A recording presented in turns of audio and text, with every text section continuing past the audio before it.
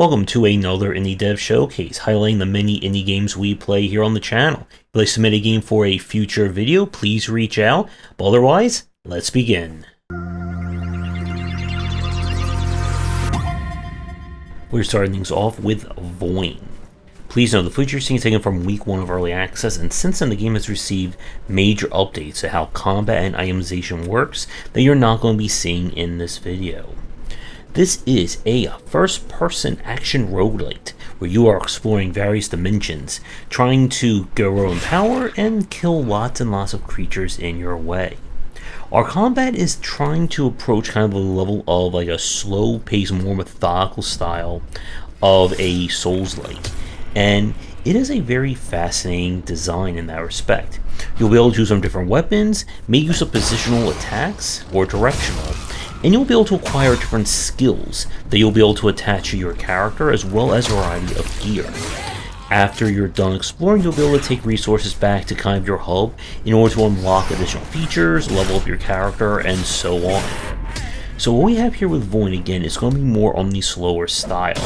You'll be having to manage your stamina and be able to get in dodges and parries in order to deal with some of the nastier enemies as quickly as you can.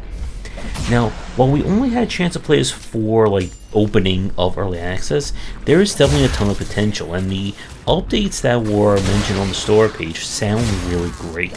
If you somehow missed this one, then this is definitely a game you should be keeping an eye on for when it is released, and if you are a fan of any kind of action or Souls-like kind of design, then you certainly should give this one a try. And now we go to Dimensionals.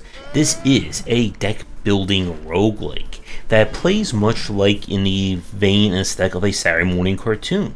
You play as a group of heroes which explore dimensions fighting against evil, corrupting aliens, with each character having their own delightful style, catchphrase, and abilities. Our gameplay here is that you'll choose from a party of 3. Each character has a different element type, and they will also have a different role. After you are finished with a battle, you'll be able to choose additional cards/abilities that you can put onto the different characters. Skills can be upgraded as well, and it's about kind of mixing and matching these skills in accordance to your team dynamics and the enemies that you're going to fight. As you play through the story mode, you'll be able to unlock additional characters, and there is also a roguelike mode if you're just wanting to get through general card or general deck building dynamics. And all in all, I love the style of this one. The whole Saturday morning aesthetic certainly works in terms of the different card designs and characters. But this is one of those games where the deck design can be very strict. If you come across a boss that just outright counters your 3 characters, that's it, you're done. It's very similar to Slay the Spire in that respect. Still, if you're a fan of deck builders and looking for a very colorful and exciting one to check out, then I highly recommend you take a look at this. And now we go to the demo for Cairn. This is the next game from developers of Fury, and we are not doing any kind of ultra bullet hell twin stick combat here, but the combat of climbing a mountain. It is your mission to climb the unclimbable mountain, and hopefully make it up there without running out of resources or, well, tumbling all the way back down. Our gameplay is a self-described survival climber. Your job is to figure out the best faces and walls to climb up. Now, as per these climbing rules, you'll manage yourself hand by hand and try and make it to each handhold and foothold as you attempt to ascend. Now, this is not going to be on the arcadey side as we saw with something with Peak, or even something like Peaks of Yore, as it's trying to be more on the realistic side. So you need to manage both your hand and feet holds as you're trying to climb up. You have your kind of handy robot droid you can set up, and you'll be able to manage your health, hunger, thirst, and so on, and you'll need to find resources as you make your way up. From the demo, I don't know if this is going to be like procedurally generated or if it's just going to be like the same mountain each time, but I really love the concept here. If you're like me and you're looking for another take on the survival climbing, mountain climbing as a fight style of game design, highly recommend you check this one out, and I am really looking forward to playing this one when it is released. We move from the realistic to the not so realistic with Claire a la Mode. This is the next game from Color Grave, and we are a chef who is trying to battle for their lives and their livelihood against the evils of capitalism and rival chefs. And well, we're not exactly going to be doing too much normal cooking in this one, unless you count throwing objects at walking food, part of the cooking process. This is a 2D platformer where it is about a variety of exploring of stages, little mini games and challenges, and of course fighting some very unusual bosses. The demo that we played was a little bit on the shorter side, but it did show off a very wild and wacky set of gameplay that you're going to be doing. The store page boasts that you'll be able to play as different characters, each with their own means of moving around and exploring, so there will be replay value to see what everyone has in store. I would say, at least from the demo that we played, this is not going to be as much of like about hardcore platforming as like Curse Crackers, or as like challenging or action heavy as Prodigal. But it still looks like a very delightful game, and I'm curious to see where it's going to go when it is released.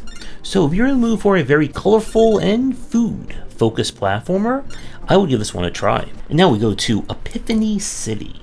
This is a puzzle game where you play a woman who's had just one really unlucky life with a lot of bad things happening. But when she unwittingly wishes to become a hero, she steps on the toes of the city's resident hero, who may not be as great as everyone thinks they are. And it is up to us to try and save the world by, well, moving and collecting a lot of pictures and more. Our gameplay is of the kind of pushing Sokoban style, where the twist is that you'll be able to collect different objects and elements in frames, which you can then move, rotate, and reposition in the world in order to solve puzzles, move things along, find more items, etc., etc. Our gameplay, once you get past the opening level, kind of goes for a more like open world or open structure puzzle. You'll be given a wide area with a variety of puzzles and areas to explore, and you'll need to figure out which places to go to first, which puzzles to solve that will get you an item or another painting that you can then use to go to another area, and so on and so forth. I enjoy this one. I'm not quite sure like where I would rate this like on like a puzzle complexity scale. I would say maybe like easy to like moderate. This is not going to be like super hardcore challenging style. It can be a little tricky sometimes to know what the puzzle or which item you need to move to where. And of course, Sokoban is always that little extra rub of how do I get this box exactly where I want to go based on pushing and if something gets stuck in the wrong spot. So if you are a Sokoban fan looking for a very delightful and charming adventure to play, definitely recommend you give this one a try. And now for the last game of this week's showcase, we go to Shady Knight. You have been killed by a mysterious knight and now trapped in a strange dimension. And in order to escape, you must explore a variety of weird worlds and make use of simulated physics to jump, slide, slash, shoot, and more around.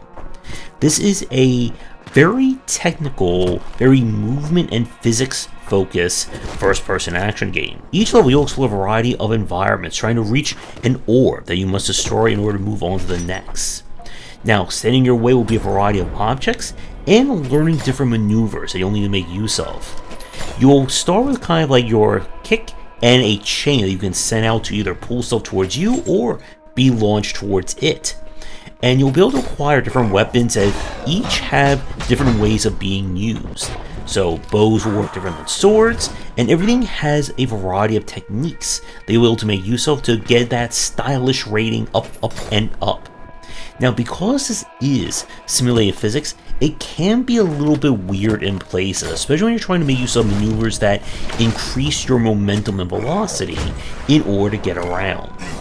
But this is another one of those games that, because of the skill level involved, if you get really good at it, it is just a joy to move, jump, and destroy everything in each level that stands in your way. If I had an issue with it, is that it can be a little bit on the repetitive side.